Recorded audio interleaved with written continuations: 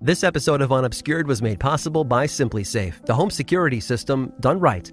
And here's something a lot of people put off: home security. Well, SimpliSafe Home Security has gotten rid of all the reasons not to get home security, and I'm about to tell you how you can save a ton on it too. SimpliSafe has no contracts, no markups, no installation windows, just professional quality home security with 24/7 monitoring. Save hundreds with SimpliSafe's extended holiday sale at simplisafe.com/unobscured. But hurry, this holiday sale ends January 8th. That's simplisafe.com/unobscured.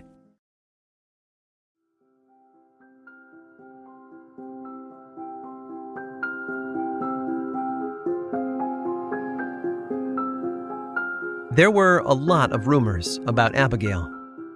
Some were small, as you might expect. She was rude, she was unseemly, she was irreverent. But there were other, more specific rumors, and those were the kinds that spread like fire in a dry barn. They whispered that she lay out alone in the woods at night, that she was disobedient at home, that she openly mocked the traditions of the Puritan faith, even going as far as to use the Lord's name in vain, that she made a pact with the devil.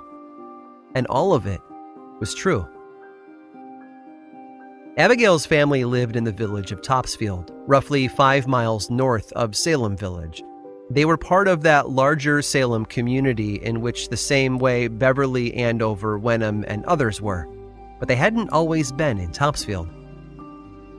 As far as I can tell, Abigail was born there, but at the age of 4, 10 years before the events of 1692, her father William packed the family up and headed north to Falmouth, Maine. Over the next 7 years, though, tragedy crashed against her family like ocean waves. The Native American attacks on those northern frontier communities were brutal and deadly. Abigail lost siblings. She lost her mother. And finally, her father lost their land, forcing them to return to Topsfield in defeat. But they didn't come alone. William had remarried, so his new wife, Deliverance, came home with them. All of this is context. It's stage dressing, not the history of Maine. And I can understand. But as I've often repeated, context is everything. No historical event takes place inside a vacuum, and if we're ever going to fully understand what happened in Salem, we need to cast a wider net. Believe me, we'll be better off for it. Maine was founded decades before as a separate colony from the Massachusetts Bay Colony, and the two regions grew differently as well. Massachusetts expanded fast, allowing cities to form, which attracted better-off families and people who were less adventurous. Early settlements in Maine, however, tended to stick to the rocky coast. They were less city-like, functioning more as outposts to gather materials needed in the more urban communities around Boston. Here's Mary Beth Norton, professor of American history at Cornell University. Maine in the 1670s and 1690s was really where the action was as far as profit to be made in New England, in Boston. People had bought land, they had set up sawmills. Boston had a very vigorous shipbuilding industry that the sawmills in Maine were providing the timber for. The very well-developed pines were perfect for ships' masts. These early Maine communities, places like Falmouth up in Casco Bay, and Wells, York, and Saco, all served as borderland between the safer realm of Massachusetts and the evil of the frontier. Up north, more than anywhere else the settlers could think of, was darkness and danger. Around 1652, a group of settlers in Maine decided to petition Parliament back in England for the ability to rule themselves. But when word of their plans got out, the government in Massachusetts became worried. They were getting rich off of those Maine frontiersmen, and they didn't want to lose that. So they examined their own charter and somehow found a loophole that gave them authority over Maine. Convenient, I know. But don't go assuming that the government of Massachusetts rushed in to grab control of Maine because they loved the place. No, they loved the resources that flowed out of it and the wealth it pumped into their economy. But Maine itself was something straight out of their Puritan nightmares. To the Puritans in Boston and Salem, Maine was a godless land. The settlers there rejected English communal order and were less interested in building the Puritan city on a hill that was so important to the folks in Salem. Abigail Hobbs' new stepmother was a great example of this. Here was an adult woman living in Puritan New England, and she had never been baptized by the church. Maine came with another challenge as well: proximity to the Native American tribes to the north. Not just proximity, but conflict. As you might imagine, the English settlers were spreading out, taking over more and more land that belonged to the people who already lived there. They justified it with law and religion, too, claiming that the crown had given them authority over every single person within their territory, whether they were English or not. So as the Native Americans watched their lands get swallowed up by a hungry colonial enterprise, they felt the need to do something. Some of them fell in line and accepted it, believing that being nice to the English would benefit them in the long run. Others went looking for powerful friends to help them, eventually connecting with the French settlers far to the north. But there was a third group that wanted none of that, and they lashed out in the only way they could think of: with violence. Now, of course, if Massachusetts hadn't rushed in and taken control of Maine, those frontier settlers would have had to defend themselves. But that's not how it happened. Massachusetts got greedy, and because of that, they were responsible for that defense. In 1675, war broke out between the English colonists and the Native Americans around them, who were led by a man named Metacom. He preferred to call himself by a more English title, though, so he went by the name King Philip. The 3-year conflict then became known as King Philip's War. It was a bloody, violent time, too. Both sides took hostages. Both sides went back on their promises that could have ended the fighting. There were stories of native children having their heads smashed in, and of pregnant English women being murdered and scalped.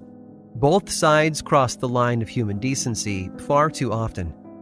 Mary Beth Norton, once again. The Indian War then finally came to an end, more or less, with a truce in 1678. It was devastating to the English who had settled in Maine and New Hampshire. They had abandoned their communities in that period. They moved back in, and then the Second War started in 1688, and it all happened all over again. So it was devastating. It was a devastating war. Basically, the Indian Wars devastated the economy of Maine, and Maine, in a lot of ways, never really recovered. People didn't come back until the 1720s, and when they did, a lot of the entrepreneurial energy was gone. So it was really very bad.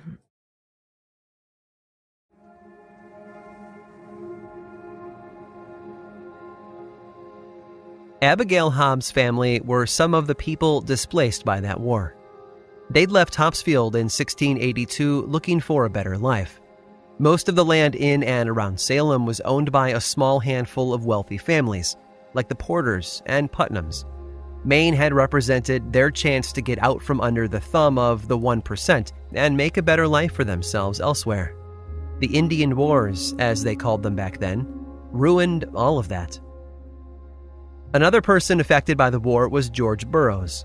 Now, if that name sounds familiar, that's because Burroughs served as minister of the Salem Village Church years before Samuel Parris, way back in 1681. But he started up in Falmouth, Maine, where he was the minister there. An attack on Falmouth back in August of 1676 left dozens of settlers dead and sent a wave of refugees south to safer territory. Burroughs managed to escape, along with a 3-year-old girl named Mercy Lewis, whose entire family had been killed. After living and working for a time in the town of Salisbury, he and Mercy traveled farther south, eventually arriving in Salem Village in 1681. After his time serving as the second minister of the church in Salem Village, Burroughs actually returned to Maine. The war was over, and many people were beginning the long journey back north to reclaim their lost land and try rebuilding, and George Burroughs went along with them. Money flowed back north as well. Folks in the Salem area felt safe to reinvest money in Maine, including the Putnams. And here's the amazing part of it all. If you were to look at a list of the people settling in or working with those settlers up in Maine, a whole slew of Salem names would jump off the page at you. Heck, when the conflict resurfaced in the late 1680s, It was the Salem magistrates John Hawthorne and Jonathan Corwin who took a trip north to inspect the situation. People in Salem were fully aware of the danger lurking just beyond their borders. Here's Mary Beth Norton once again. What happened was all the people who had been settling in Maine had to go somewhere if they weren't killed. And so they filtered down into Massachusetts. They filtered down especially into Essex County, which is the northernmost county of Massachusetts, the northeasternmost county. And so a lot of the people came to live in Marblehead, or came to live in Salem, or came indeed to live in Salem Village. All of that is context. You can't understand Salem Village in 1692 without understanding Maine in the decades leading up to it. They weren't two disparate places that never bumped into each other. These were sibling communities, joined at the hip through family ties, military service, and economic needs. Every person inside Salem Village was acutely aware of what was happening to the folks in Maine, even more so when those refugees began to flood back toward them. Oh, and one last thing I want to point out. On January 25th of 1692, just days before Betty Paris and Abigail Williams were about to fall into fits for the first time, a Native American raid destroyed another settlement in Maine. Not Falmouth, far to the north, though. No, this raid happened much closer, in the southern town of York. From the perspective of the people in Salem, the conflict and danger was headed right toward them. So keep all of that in mind as we move forward, because the next events might very well take place in Salem, but that doesn't mean they're isolated. And some historians think that everything that was about to happen could be blamed on Abigail Hobbs, who, thanks to the wild stories she was telling her friends, ended up being arrested on April 19th. Her examination happened a short time later, and it came with some interesting revelations. Standing before the magistrates, Abigail Hobbs spoke before they could ask her any questions. "I will speak the truth," she said. "I have seen sights and have been scared. I have been very wicked. I hope I shall be better, if God will help me." "What sights did you see?" Hawthorne asked. "I have seen dogs and many creatures." "What dogs do you mean?" Hawthorne asked. "Ordinary dogs?" Abigail shook her head. "I mean the devil." The magistrates pressed on. Where had she seen them, they asked. Abigail replied that her encounter had taken place in the woods, in the middle of the day, years ago, back when she lived at Casco Bay. That was where she'd put her hand on his book. When they carried her off to jail a short while later, the name Casco Bay still hung in the air, like a neon sign pointing at the danger that lurked to the north. But Abigail had also made it clear that it was spreading south, and might already be among them. She claimed that a shape-shifting man had visited her at her home here in Topsfield. He had alternated between the form of a cat, a dog, and a black man with a black hat. And this man, she claimed, had offered her fine clothes and the power to harm others in town. A power that she had readily accepted.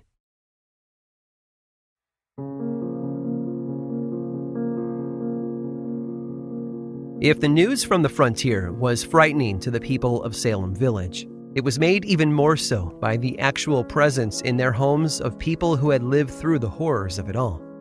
One of the most prominent of all of them was the little girl who George Burroughs had rescued from Falmouth back in 1676, Mercy Lewis. By 1692, though, she was a 19-year-old woman living in the home of Thomas and Ann Putnam, along with their violently afflicted daughter Annie. It's easy to believe that over their time together, Mercy had been filling Annie's head with horrifying tales of devils who attack in the night. But she had more to contribute than just tales. Mercy Lewis was having fits of her own. In one of the incidents that was recorded down, Mercy claimed the Putnams' house had become filled with the spirits of witches, and that they were trying to force her to partake of some twisted red communion. Suddenly, the figure of a white man appeared in the room, frightening off the witches and casting a brilliant light across her face. Ann Putnam, not one to be showed up, soon had a powerful vision of her own. During hers, the people around her heard her shout, "Oh, dreadful, dreadful," Here is a minister. What, are ministers witches too? Obviously, this caught the attention of the people around her. A minister implicated in assisting the devil himself. Well, it was unheard of. And yet here it was, spelled out right in front of them. A moment later, the minister's invisible spirit conveniently identified itself to them all as well. It was their former minister and hero of Maine, George Burroughs. But George Burroughs wasn't the spotless minister we might assume him to be. Here's Stacy Schiff, Pulitzer Prize-winning author of several historical works, including The Witches. Burroughs is the ex-minister who leaves the community on bad terms and is as much a hero in his new community in today's southern Maine as he had been a persona non grata in Salem. He was clearly a very stubborn and difficult man and possibly an abusive husband when he was in Salem. Stories of how he had mistreated his wives will trail him even when he moves to Maine. With Burroughs, there's this terrific vexed history with the community. There seems to be a certain amount of getting back at him by women who may have been friends with his dead wives. The day after Annie Putnam's vision of George Burroughs, original afflicted girl Abigail Williams and her friend Mary Walcott both had a frightening experience as they sat in Ingersoll's ordinary with a number of their neighbors. They claimed that the spirits of William and Deliverance Hobbs, parents to Abigail Hobbs, were there and attacking them. One of the men in the room, Benjamin Hutchinson, actually drew his sword and started swinging it at the empty air in an attempt to kill the spirits. As he did, the two afflicted girls recounted the blow-by-blow action that only they could see. Goody Hobbs had been injured, they claimed, and there was blood all over the floor. Think about this moment from a different perspective, though. Salem feared that the warfare of the North would spread down to their own safe space, that before long, they too would be battling with the devil's forces, the Native Americans who plagued their borders. So when you find a scene in a public tavern where weapons are drawn and flashing through the air, it's their greatest fears come to life.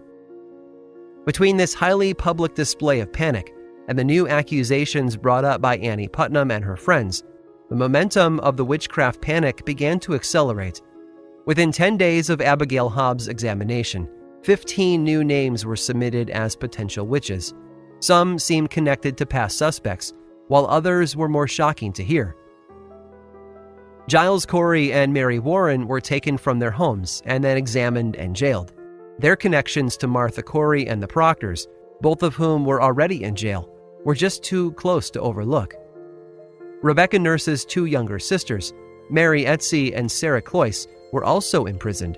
Nathaniel Putnam had his black slave Mary arrested, and another woman who'd been acquitted of witchcraft years before, named Bridget Bishop, was also arrested for a second time. After a brief examination, she was jailed for trial, along with two other members of her family. Bridget Bishop was married, so she's not alone in the world. That's Marilyn K. Roach, historian and author of 6 Women of Salem. She's been suspected before, however, of witchcraft, but she has survived that. There's not as much paperwork on it as you'd like, surviving. She was confrontational, some of the neighbors thought. I'd say she stuck up for herself. This is her third husband. The second husband would hit her now and then, but she hit him back. Then, the crisis burst beyond the Salem boundary. Arrests were made throughout Essex County in the towns of Reading, Amesbury, Beverly, and more. Over in Topsfield, both William and Deliverance Hobbs were arrested. The logic was simple. If their daughter had consorted with the devil, who could be more to blame than they? But their most dramatic arrest would be the most unexpected. Rather than dismissing the accusations against George Burroughs, the magistrates all agreed that it would be best to bring him in for questioning. But he was far to the north of them, in Wells, Maine, and they feared that making a public declaration might tip him off and give him the chance to run. So instead, they gathered a group of men and gave them their assignment in secret.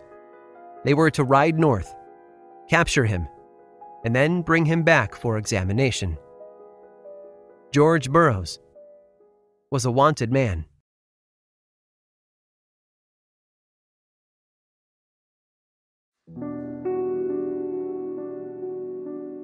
Salem Village didn't sit around waiting for Burroughs to arrive before making their minds up about him, and we have a number of the locals to thank for that. One was a young woman named Sarah Churchill, who worked as a servant in a local household, but she was also a refugee from Maine. For a while, Churchill experienced some of the same afflictions as the others, but her employer beat her until it stopped.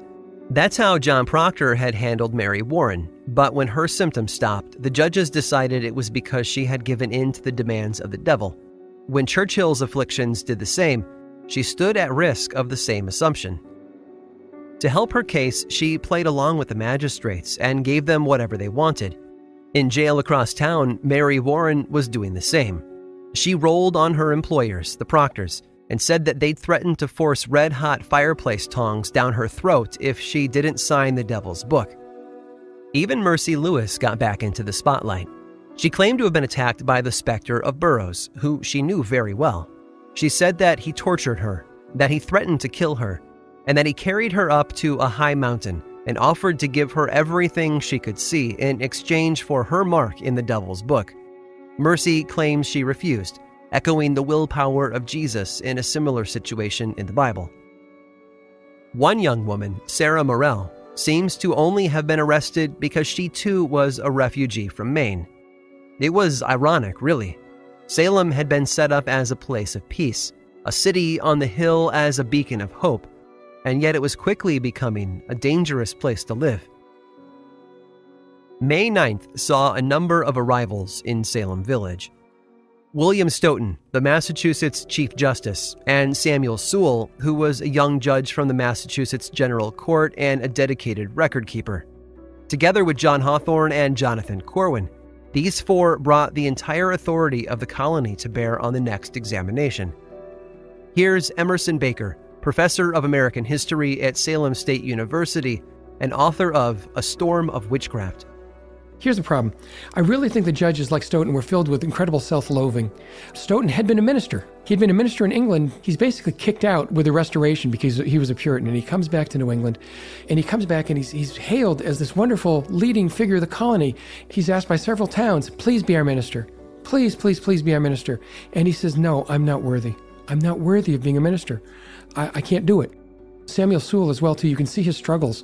He doesn't want to become a member of the church because he doesn't think he's worthy. My God, the guy was a brilliant student at Harvard. He could recite the Bible backwards and forwards. Read his 2-volume diary, and you know he's an incredibly devout Puritan, but he thinks he's not worthy. That examination was of the other new arrival in town, George Burroughs. By the time he was escorted into the Salem Village meeting house, Stoughton, Hawthorne, Corwin, and Sewell had already questioned him privately. They had focused on the last time he had taken communion and where. George must have understood the seriousness of his situation when he answered that it had been such a long time that he couldn't remember. It didn't help his case, for sure. The afflicted girls appeared grievously tortured when Burroughs stepped through the meeting house door. One girl shouted out that Burroughs had killed his 2 wives and that their spirits had appeared right there in the room with them, wrapped in their winding sheets, and laying the blame for their death on their husband's head. Burroughs was offered a chance to respond to the girls, but all he would say was that he understood nothing of it. After that, testimonies continued. Men who had known Burroughs in Casco Bay reported that he had inhuman strength, that he was able to hold a 7-foot rifle with one hand, while other men struggled to hold it with 2. He was able to lift barrels of molasses and cider by himself, to unload the boats that supplied the coastal town. Of course, Burroughs tried to defend himself, but his explanations and protests fell on deaf ears. The truth of the matter was a lot more simple. He had lost his case before he even entered the room, and the examination was for no other reason than to just go through the motions and make it official.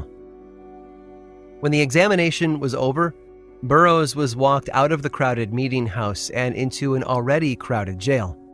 He was their biggest catch of the season, so to speak, and represented a major victory. But all of that was about to change. The new day would bring a new tragedy, and I'm not sure anyone in Salem was prepared.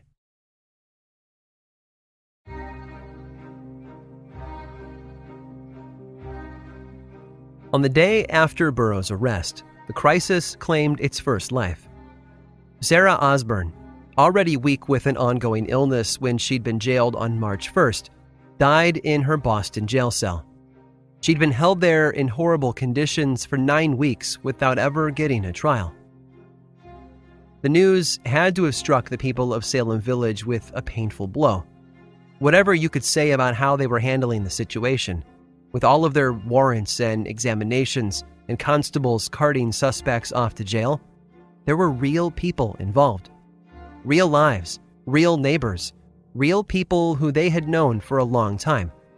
But now, those people were being turned into something else, something less than human. That's something we're all very good at. We always have been, if we're honest about it. People have a knack for isolating certain individuals or cultures and then stripping them of their humanity. When things get rough and a community faces a crisis, it's the dehumanized who are always the most vulnerable to violence. I know there's a lot about the events in Salem that are singular. They are special and unique and one-offs that don't repeat themselves again. But this, the dehumanizing of the other to the point where lives are lost, this is something that's tragically commonplace to our modern world. Sarah Osborne was one of the first to step into a local jail to await a full hearing before a lawful court, but she was certainly not the last. Day after day, new members of the community were accused of allegiance to Satan. They were questioned by the wealthy, powerful men of the colony, and then torn from their lives and their families. The fits and accusations of the afflicted would continue. The jails in Boston, Salem, and Ipswich would continue to fill up, and the community would continue to wait. The man they had pinned their hopes on, Sir William Phipps, was rumored to be on his way. Phipps was the newly appointed governor of Massachusetts. He'd sailed to England to retrieve a newly approved colonial charter. It was that magical piece of paper that would help them fight off their enemies and establish true justice with the righteous hand. And so, they waited. But thankfully, they wouldn't have to wait long. That's it for this week's episode of Unobscured. Stick around after this short sponsor break for a preview of what's in store for next week. This episode of Unobscured was made possible by SimpliSafe, the home security system done right. SimpliSafe believes nothing should get between you and protecting your family. That's why they only charge you what's fair, $14.99 a month. With SimpliSafe, there are no contracts, no markups, and no installation windows. It's so easy, you'll have your system up and running in minutes. This holiday, you'll have everything to be thankful for and everything to protect. So get a jump on protecting your home at simplysafe.com/unobscured. That's simplysafe.com/unobscured. Next time on Unobscured. We might look on Alden's capture by the French with pity and see his release and plans to return to his son to be noble. The magistrates, though, saw it as a sign that he was in league with the devil. The French were Catholic, and they had allied themselves with the Native Americans, two groups of people viewed as tools of Satan by the Puritans. John Alden wasn't the only suspect to leave the meeting house in shackles that day, though. One of them was Martha Carrier from nearby Andover. Accusations about her involvement in witchcraft began after she refused to leave town after her family contracted smallpox, which upset her neighbors. Never mind the fact that the outbreak was really the fault of Phipps and his failed military expedition. Everyone was carted off to jail that afternoon, but unlike all the previous examinations that had taken place, these suspects could at least see the light at the end of the tunnel. With the Oyer and Terminer announced, they knew their time in jail wouldn't go on for months. Finally, there was an end in sight.